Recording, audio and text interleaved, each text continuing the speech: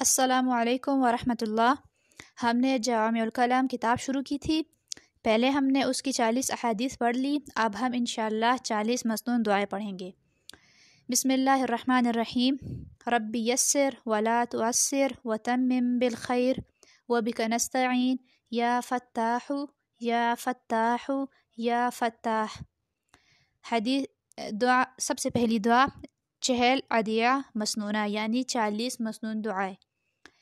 صبح کو یہ دعا پڑھے، اللہم بکا اصبحنا وبکا امسینا وبکا نحیا وبکا نموت والیک المصیر۔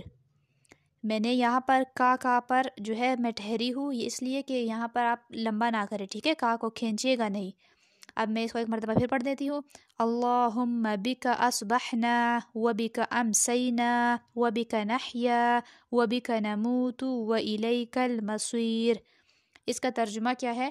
اے اللہ، تیری ہی قدرت سے ہم صبح کے وقت میں داخل ہوئے، اور تیری ہی قدرت سے ہم شام کے وقت میں داخل ہوئے، اور تیری ہی قدرت سے ہم جیتے اور مرتے ہیں، اور تیری ہی طرف جانا ہے، یعنی قیامت کے دن تیری طرف ہم نے اٹھنا ہے، اور موت کے وقت بھی تیری طرف ہم نے پلٹنا ہے، ٹھیک ہے۔